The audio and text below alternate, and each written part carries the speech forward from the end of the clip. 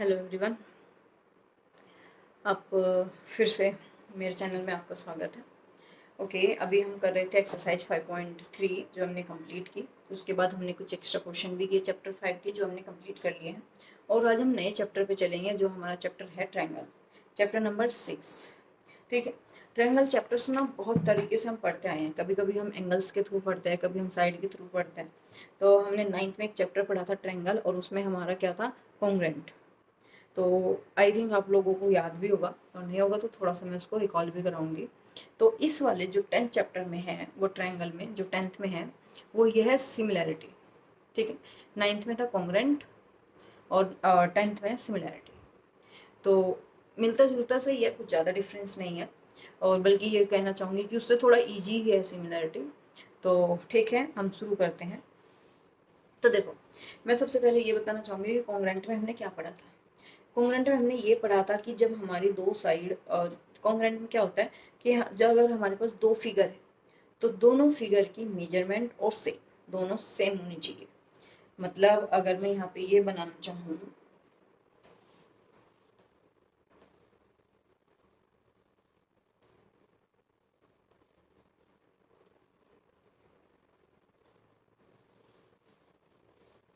देखो, एक second.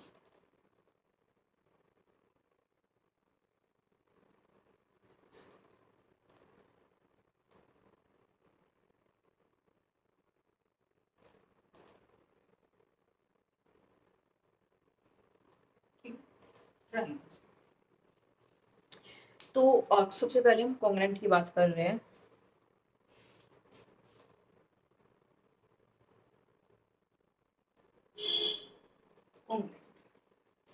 Congruent में हमने क्या पढ़ा था कि जब हमारे पास दो फिगर हो और दोनों का साइज और शेप इक्वल, जैसे मैं अभी यहाँ पे बनाती हूँ एक ट्रायंगल। ठीक है। दूसरा भी मैं ट्रायंगल बनाती हूँ ऐसे। और मैं ये बताऊंगी कि अगर इसकी ये साइड 2 है, तो इसकी कोई सी भी एक साइड 2 होनी चाहिए। अगर कोई एक साइड 3 है, तो उसकी एक साइड 3 होनी चाहिए। अगर एक साइड 4 है, तो वो भी साइड 4 होनी चाहिए। और इनके इसके बीच का करस्पॉन्डिंग एंगल, एंगल क्या है, जैसे ये 4 है और ये हमारी 4 है। 4 के साथ ये 2 है, तो 4 के साथ ये 2 है, तो इसका ये करस्पॉन्डिंग एंगल, इसका ये करस्पॉन्डिंग एंगल। ठीक है। उसके बाद 3 और 4 वाली, 3 और 4 वाली, ये वाला एंगल, ठीक है, ये इसके इक्वल है। ये 3 4 वाला, 3 4 वाला, ये इसका करस्पॉन्डिंग एंगल है, और इसका करस्पॉन्डिंग एंगल ये है। ठीक है, ये वाला। तो क्या बोला इसमें कि सारी साइड इक्वल होनी चाहिए, और सेम इसका साइज और शेप होनी चाहिए, एंगल करस्पॉन्डिंग एंगल इक्वल होने चाहिए। ठीक है। तो ये हमें बोला था कॉन्ग्रेंट में। कॉन्ग्रेंट की अगर हम मेन डेफिनेशन देखें, if we have the two same if we have two shape in the same size and same shape, मतलब ये कहना चाह रहा है, if we have the same shape and the same size, then we can call the two shape in the congruent. ठीक है। तो अब हम सबसे पहले कॉन्ग्रेंट की हमने अगर हम देखें तो प्रॉपर्टी यही है कि हमारे पास दो फिगर है, बिल्कुल सेम टू सेम होनी चाहिए। जैसे कि मैं ये बोलूँ कि ये दो फिगर है, तो इनका साइज, मेजरमेंट और अपीयरेंस सब सेम होना चाहिए, तो वो हमारा क्या होगा, कॉन्ग्रेंट होगा। ठीक है, वो हमारा क्या होगा, कॉन्ग्रेंट। देन उसके बाद एक चीज ये कि ऐसा ही सिमिलरिटी में क्या है,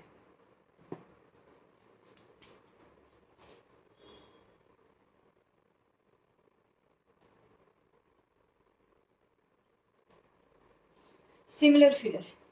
सिमिलर फिगर में ये कहता है कि हमारे पास अगर दो फिगर्स है, having the same shape, shape same होनी चाहिए, जरूरी नहीं है कि उसका साइज भी सेम हो। मतलब दो फिगर है, छोटी बड़ी हो सकती है, लेकिन एक जैसी उसकी शेप होनी चाहिए। ठीक है, अगला डिफरेंट नहीं। जैसे अभी मैं यहाँ पे ये बनाऊं, ट्रायंगल ही बना लेते हैं। मैंने ये बनाई और ये मैंने ये बना, ठीक है, ये सेम शेप होनी चाहिए, जरूरी नहीं कि सेम साइज हो। लेकिन ऐसा नहीं है कि हर सेम शेप वाली चीज सिमिलर होती, वो सेम शेप वाली चीज सिमिलर होती है, ऐसा नहीं होता। उसमें भी कुछ दो कंडीशंस होती है। दो कंडीशंस क्या होती है? पहली कंडीशन होती है कि उसके जो करस्पॉन्डिंग एंगल है वो इक्वल होने चाहिए, और दूसरी ये होती है कि उसकी जो साइड्स है उनकी करस्पॉन्डिंग साइड का रेशियो सम हो, वो इक्वल होना चाहिए। तो अगर मैं आप लोगों को ये बोलूं कि दो मेरे पास शेप है, ठीक है, सिमिलर की भी थोड़ी सी डीप समझेंगे तो हम क्या देखेंगे कि हमारे पास ये दो शेप है। मैं बोलती हूँ कि ये 3 है और ये 1.5 है, ठीक है, ये 2 है, ये 1 है, ये 4 है, ये 2 है, ठीक है, मैंने ये बोला। ओके, इसका ये एंगल 30 है, ये एंगल 50 है, ये एंगल हम 50 ले लेते हैं, ये एंगल सपोज इसका 60 है, ये एंगल 70 है, तो ये 70, ये 50 और ये 60, ठीक है। ये हमारी ट्रायंगल है, तो जिसमें मैंने साइड बताई आपको, ये 2, इसका ये 1, ये 3, ये हाफ, ये 4, ये 2। लेकिन अगर मैं यहाँ पे, अब मैंने दो चीज आपको बोली थी, करस्पॉन्डिंग एंगल्स और करस्पॉन्डिंग साइड।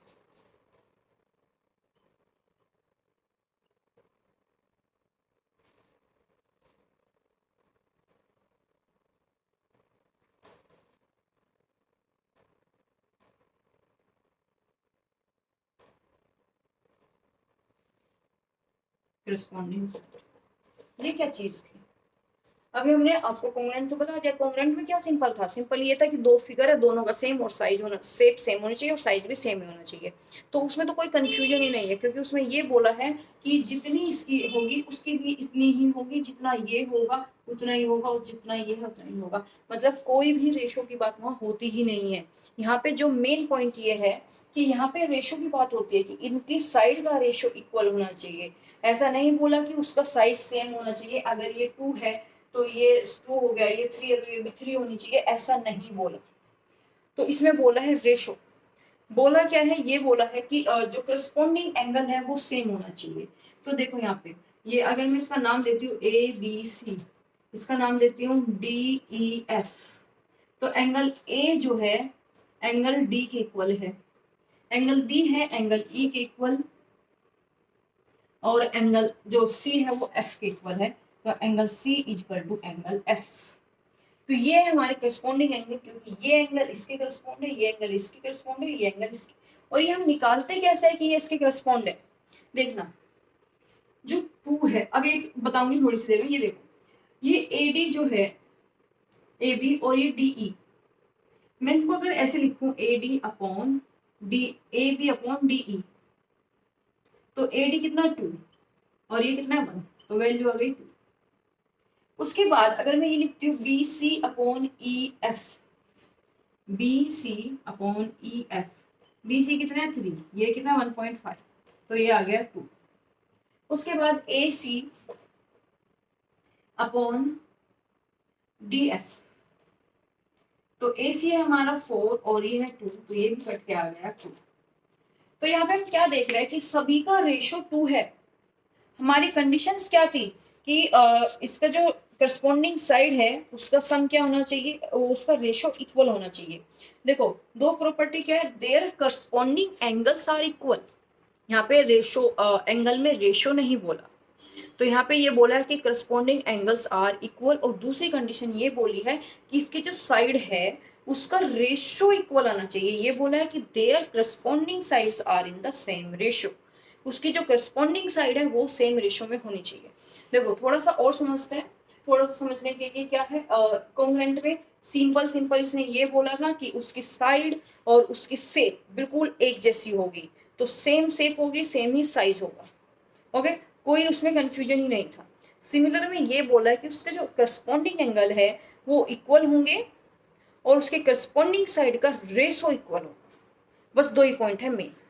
रेशो, साइड में रेशो बोला है, तो ये मत बोलना कि ये 3 है ये 1.5 है, नहीं, रेशो देखो ये 3 है, ये 1/2 1.5 करेंगे तो 2 आएगा, ये 2 है, इसका 1/1 करेंगे 2 आएगा, ये 4 है तो इसका 2 करेंगे तो ये भी 2 आएगा। तो सबका इक्वल रेशियो आया है।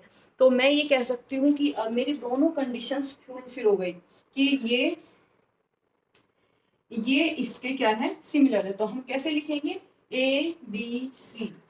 देखो सिमिलर का साइन होता है ये अगर हम बनाएंगे तो इट मीन्स इसका मतलब ही सिमिलर है। तो हम कह सकते हैं ABC सिमिलर DEF, ये इसके सिमिलर है। लेकिन दूसरी चीज, अभी हम अगर मैं यहाँ पे एक ट्रायंगल बनाती हूँ, जैसे मैं ये बना रही हूँ, मैंने ये बनाया और उसके बाद ही मैंने बिल्कुल सेम दिखने वाला ये बनाया, ठीक है। तो शेप देख के क्या बता सकते हो कि सिमिलर है या नहीं? आप कहोगे हाँ बिल्कुल सिमिलर है, क्योंकि दोनों ट्रायंगल है और दोनों ट्रायंगल के बाद हम ये कह सकते हैं कि दोनों सिमिलर, क्योंकि एक जैसे दिख रहे हैं, है ना। तो एक जैसा दिखना सिमिलर हो सकता है, बट थोड़ी सी प्रॉब्लम यहाँ ये है कि एक जैसा तो ओके, लेकिन क्या इनकी साइड का रेशियो इक्वल है? अगर मैं यहाँ पे ये बोलूँ आपको कि ये 2 है और ये 3 है, ये 4 है, ये 6 है और ये 5 है, ये 8 है। तो अब देखते हैं ये ABC AB upon sorry DEF AB upon DE क्या आ गया 4/5। उसके बाद हम BC अपॉन EF, ये क्या 2/3।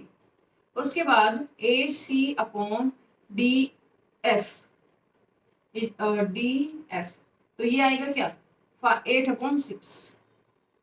देखो इसको नहीं कट कर सकते, इसको नहीं कर सकते, इसको ज्यादा हम 4/3 लिख सकते हैं। तो तीनों ही अलग है, ठीक है, तीनों ही अलग है, इनकी तो साइड का रेशियो इक्वल नहीं। और हमारी कंडीशन क्या थी, हमारी कंडीशन थी their corresponding side are in the same ratio, उनकी जो करस्पॉन्डिंग साइड है वो सेम रेशियो में होनी चाहिए। तो क्या हम इसको ये कह सकते हैं कि सिमिलर है? नहीं कह सकते। तो ऐसे सेप देख के भी मत बताना कि ये सिमिलर हो सकती है, नहीं। सेप देख सकते हैं, लेकिन कंडीशन ये है कि उसके करस्पॉन्डिंग एंगल्स और उसकी करस्पॉन्डिंग साइड का रेशियो इक्वल होना चाहिए।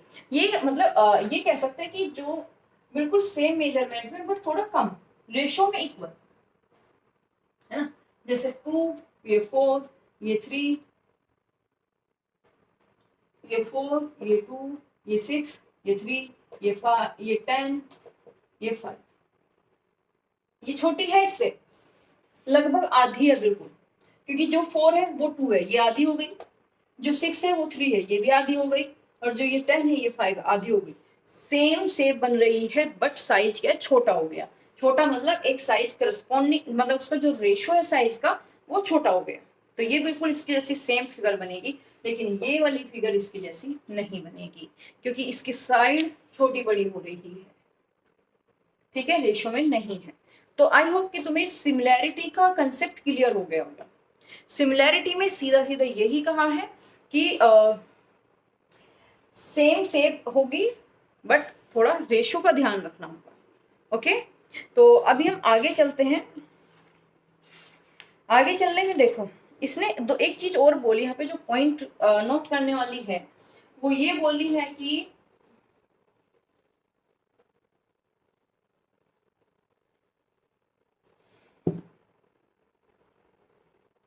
उसने यहाँ पे ये बोली कि हमने दो चीज पढ़ी, एक पढ़ी हमने कॉन्ग्रुएंट और एक पढ़ा हमने सिमिलर।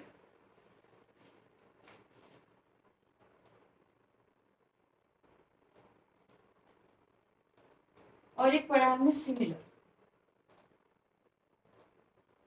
ठीक है। हम दो चीज पढ़ रहे हैं, कॉन्ग्रुएंट और सिमिलर। तो अगर हमने यहाँ ये चीज बोली कि कॉन्ग्रुएंट का क्या सीन है कि शेप और साइज इक्वल होना चाहिए, 2 2 4 4 6 6, ठीक है। या ऐसा जरूर नहीं है कि हम एक रेशियो में लिखें, जो भी हम इसको 5, इसको भी हम 5 कर सकते हैं, ठीक है, ये हम कर सकते हैं। तो ये क्या है हमारी कॉन्ग्रुएंट। क्योंकि सेम साइड है, इनके सेम एंगल है, और सेम एंगल होने के बाद हमारा क्या बनता है, ये कॉन्ग्रुएंट। तो एक कंडीशन ये है कि अगर मैं ये बोलूं कि सभी कॉन्ग्रुएंट सिमिलर होते हैं, पॉसिबल है, सभी कॉन्ग्रुएंट सिमिलर होते हैं, क्योंकि सिमिलर में हमें क्या चाहिए, करस्पॉन्डिंग साइड, 2/2, 4/4, 5/5, ये आ गया 1, ये भी आ गया 1, ये भी आ गया 1, और हमारे एंगल है ना। तो क्योंकि सभी कॉन्ग्रुएंट का जो हमारा रेशियो आएगा वो 1:1 ही आएगा सबका, तो ये कह सकते हैं कि सभी कॉन्ग्रुएंट जो है वो सिमिलर होते हैं। तो हम क्या कह सकते हैं कि all the congruent figures are similar.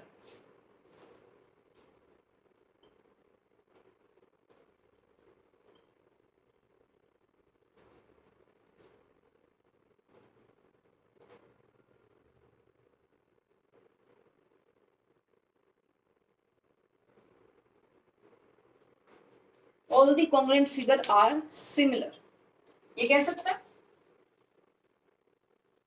ठीक है। लेकिन यहाँ पे एक चीज अगर मैं ये बोलूं कि अगर मेरे पास दो सिमिलर है, 2 1 4 2 3 1.5, तो क्या ये कॉन्ग्रुएंट हो सकते हैं? किसी किसी कंडीशंस में हो सकते हैं, किसी किसी कंडीशंस में नहीं हो सकते, लेकिन मैक्सिमम नहीं हो सकते। तो हम लिखेंगे, मैक्सिमम कंडीशंस यही होती है कि नहीं हो सकते, तो हम ये कह सकते हैं कि सिमिलर जो होते हैं वो कभी भी मतलब वो figures need not be congruent, जरूरी नहीं है कि सिमिलर फिगर भी हमारी कॉन्ग्रुएंट हो, ठीक है। ये समझ में आ गया कि कॉन्ग्रुएंट, सभी कॉन्ग्रुएंट, यहाँ पे ये ध्यान देना, ऑल, सभी कॉन्ग्रुएंट। अगर हम अपने क्वेश्चंस में कॉन्ग्रुएंट ही प्रूव कर देते हैं, और जब हम एक्सरसाइज पे चलेंगे और हम किसी क्वेश्चन को किसी दो ट्रायंगल को हम कॉन्ग्रुएंट दिखाएंगे, तो हम उसको ये भी कह सकते हैं कि वो सिमिलर है, क्योंकि यहाँ पे लिखा है ऑल कॉन्ग्रुएंट, ठीक है। तो सभी कॉन्ग्रुएंट सिमिलर है, लेकिन जरूरी नहीं है कि सिमिलर कॉन्ग्रुएंट, है ना। तो यहाँ पे लिखेंगे हम, similar figure need not be congruent.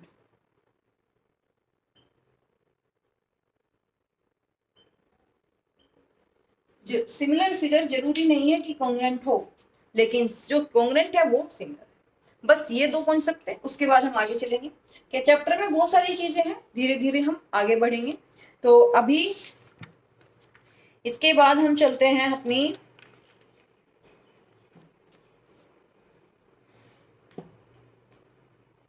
ये सब हो गया, उसके बाद चलेंगे हम सीधा एक्सरसाइज पे। और एक्सरसाइज में समझाने के लिए मेरे पास बहुत कुछ है। देखो,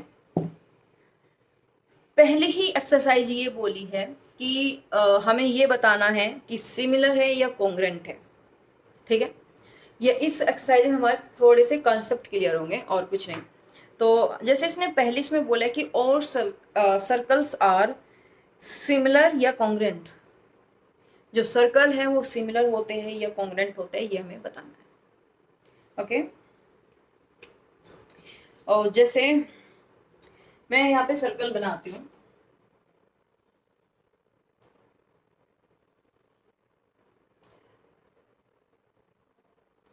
तो एक सिंपल सी चीज देखना, इसमें क्या है हमारे लिए, साइड के नाम पे radius,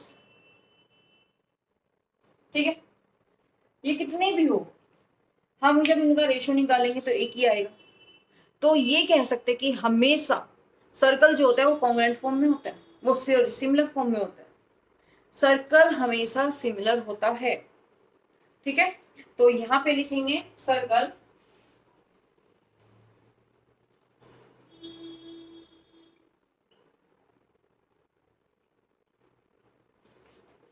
always similar, circle always similar. उसके बाद हमारा दूसरा है ऑल स्क्वायर्स। अब देखना, ऑल स्क्वायर की बात हो रही है, मैंने दो फिगर ली,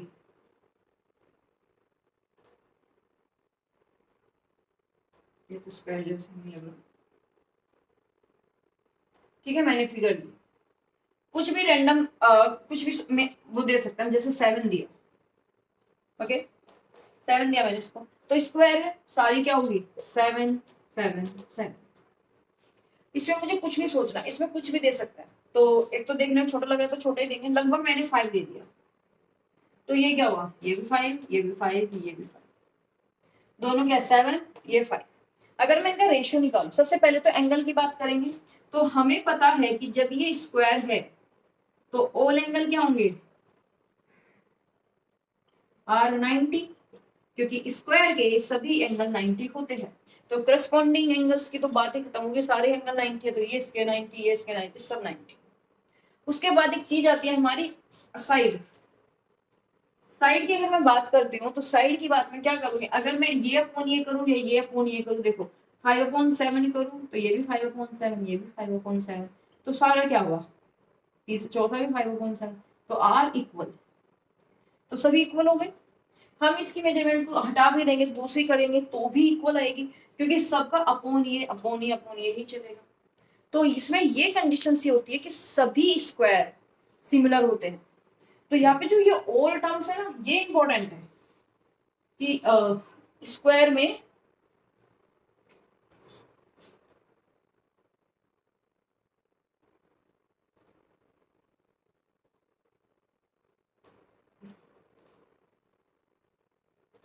स्क्वायर, तो इसमें हम लिख सकते हैं ऑलवेज सिमिलर,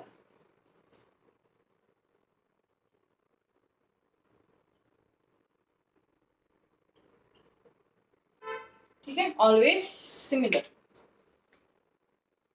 अब यहाँ पे लिखा है एक third point, all triangles are similar, ठीक है,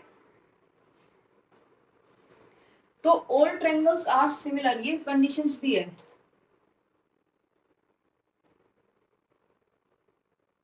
मैं कहती हूँ आइसोसेल्स ट्रायंगल है, ठीक है, एक कंडीशंस देती हूँ, तो ये 2 है तो ये भी 2, ये भी आइसोसेल्स है, ये 1 है तो ये भी 1, मैं कहती हूँ ये 5 है, ये 7 है, ठीक है।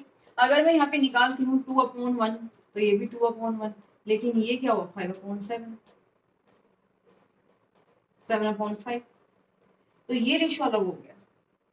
तो अगर ऑल ट्रायंगल्स की हम बात करें, उसमें ऑल ट्रायंगल्स लिखा है क्वेश्चन में, अगर हम ऑल ट्रायंगल्स की बात करें तो सबसे पहले तो आइसोसेल्स ही फैल हो गया, ठीक है ना। अगर हम एक कंडीशन यहाँ पे ये देख सकते हैं, जो कंडीशन क्या है इक्विलेटरल ट्रायंगल की, इक्विलेटरल ट्रायंगल में देखना, मैंने कहा ये इक्विलेटरल ट्रायंगल है, सबसे पहली बात इक्विलेटरल ट्रायंगल के सारे एंगल 60 होते हैं, ये फिक्स है कि अगर कोई ट्रायंगल इक्विलेटरल होगा तो उसके सारे एंगल 60 होंगे। मैं एक छोटू सा भी इक्विलेटरल बना देती हूँ, इक्विलेटरल थे तो ये भी सारे 60 है, तो जो एंगल का लफड़ा था वो तो खत्म हो गया, क्योंकि सभी क्या हो गए 60। उसके बाद एक बात बचती है साइड की, मैं कहती हूँ 2 है, इक्विलेटरल है, तो ये सबको सेम लेना पड़ेगा, क्योंकि सारी साइड इक्वल है। इक्विलेटरल ट्रायंगल की प्रॉपर्टी ये होती है कि उसकी सारी साइड इक्वल और सारे एंगल 60 होते हैं। तो अगर मैंने एक को 4 ली तो सारी 4 होगी। अगर ये भी इक्विलेटरल है तो अगर मैं इसको 1 लेती हूँ तो ये सारी भी 1 होगी, क्योंकि इक्विलेटरल है। अगर मैं इनका रेशियो निकालूं तो 4/1 4/1 4/1, सबका क्या है वही 4, मतलब 4/1 4 4 4 है सबका। तो ये क्या हुआ, इसका जो रेशियो था साइड का वो इक्वल है। कुछ भी साइड ले लो आप, यहाँ पे सपोज 15 ले लो, यहाँ पे 12 ले लो, तो सबका फिर 15/12 आएगा, 15/12 15/12 15/12, तो ऑल आर इक्वल। तो इसका मतलब क्या है कि जो भी इक्विलेटरल ट्रायंगल होंगे वो सब सिमिलर होंगे।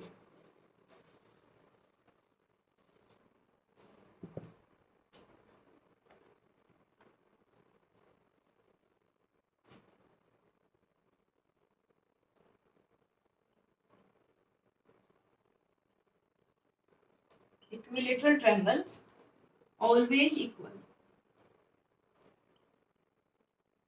सॉरी ऑलवेज सिमिलर,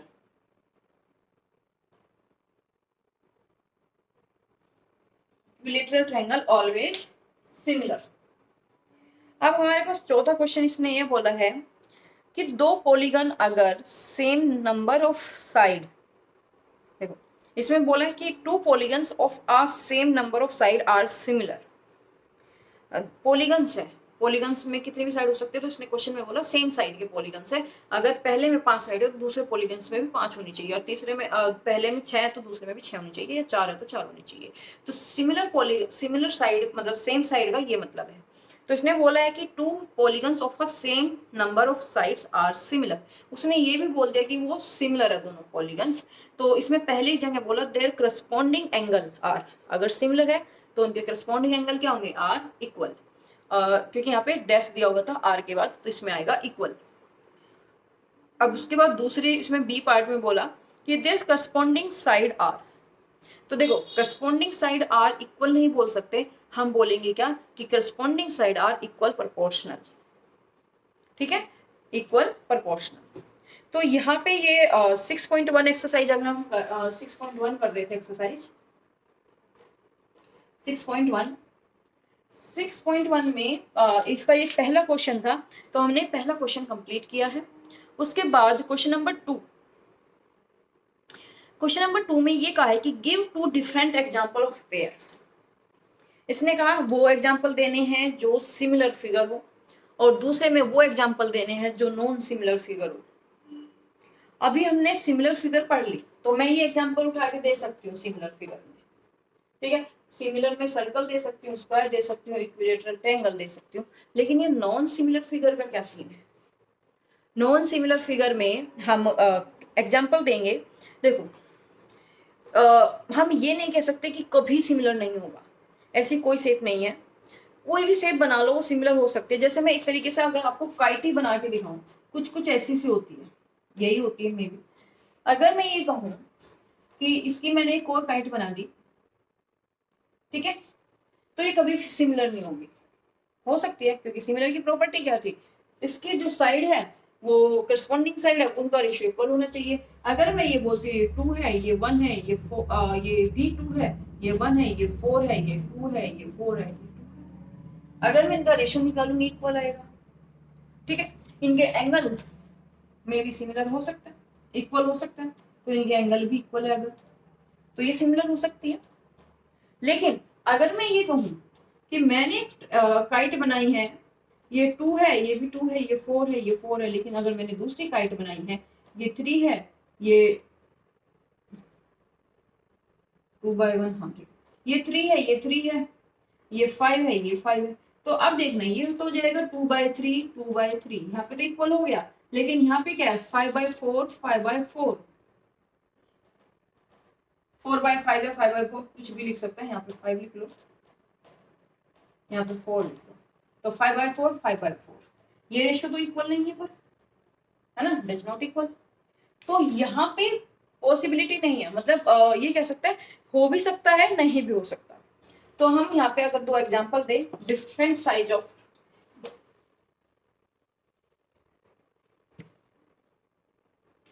तो ऐसे बहुत सारे एग्जांपल बन सकते हैं। जैसे मैं बोलूं रेक्टेंगल, रेक्टेंगल सिमिलर हो भी सकता है, नहीं भी हो सकता। अगर उनके रेक्टेंगल के सिमिलर होने की पॉसिबिलिटी जब है अगर रेक्टेंगल एक स्क्वायर है तो, क्योंकि हमने जैसे अभी हमने कॉन्ग्रुएंट और सिमिलर की बात पढ़ी कि सभी कॉन्ग्रुएंट सिमिलर हो सकते हैं, बट जरूरी नहीं है कि सभी सिमिलर कॉन्ग्रुएंट हो।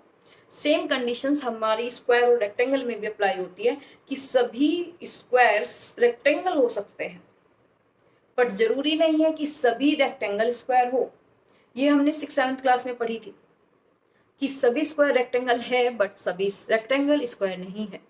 आई होप आप लोगों को ये बात समझ में आ गई होगी, मेरे को एक्सप्लेन करने की जरूरत नहीं है। तो रेक्टेंगल तब सिमिलर हो सकता है जब वो इस एक स्क्वायर फॉर्म में हो, लेकिन रेक्टेंगल ऑलवेज सिमिलर हो ये नहीं हो सकता। तो हम नॉन सिमिलर में कुछ लिखेंगे यहाँ पे।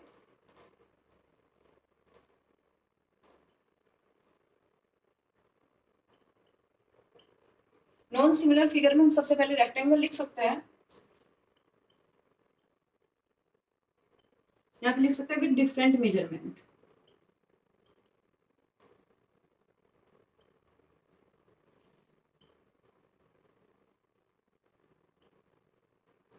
विद डिफरेंट मेजरमेंट, ठीक है। दूसरा चीज हम क्या लिख सकते हैं, हम इसमें काइट भी लिख सकते हैं, सेम विद डिफरेंट मेजरमेंट। हम इसमें पैरेललोग्राम भी लिख सकते हैं।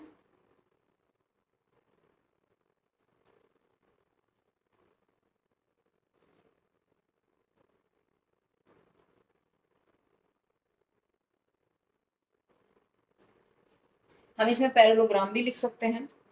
उसके बाद हम इसमें और क्या लिख सकते हैं, ट्रेपीजियम भी लिख सकते हैं।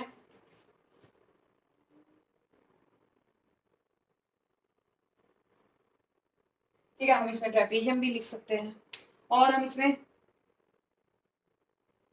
क्या लिख सकते हैं, रोम्बस लिख सकते हैं। जो भी मर्जी आए हम वो लिख सकते हैं इसमें। तो ये हम ये नहीं कह सकते कभी सिमिलर नहीं होते, ये सिमिलर हो सकते हैं, लेकिन ये ऑलवेज सिमिलर हो ऐसा नहीं है। तो सिमिलर में हमारी ये फिगर्स आ जाएगी और नॉन सिमिलर में हमारी ये आ जाएगी विद अ डिफरेंट मेजरमेंट। ठीक है, तो यहाँ पे क्वेश्चन नंबर 2 में यही था। इसके बाद हम क्वेश्चन नंबर 3 करेंगे। क्वेश्चन नंबर 3 में ये कहा है, state whether the following quadrilaterals are similar और नॉट। हमें दो फिगर दिया और दोनों फिगर में ये बताना है कि वो सिमिलर है या नहीं है। ओके, तो मैं इसको क्वेश्चन नंबर 1 कह सकती हूँ इसको। हाँ, क्वेश्चन नंबर 1 और 2 दोनों है ये 2 का बी पार्ट है। और अभी हम करेंगे क्वेश्चन नंबर 3। ठीक है, क्वेश्चन नंबर 3 में हमें दो फिगर दी है। दोनों एक दिया है हमें S R P Q, P Q S R Q S,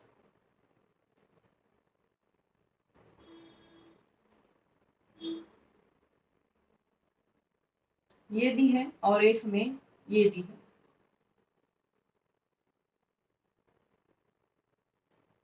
ठीक है, इसका नाम है ए बी सी डी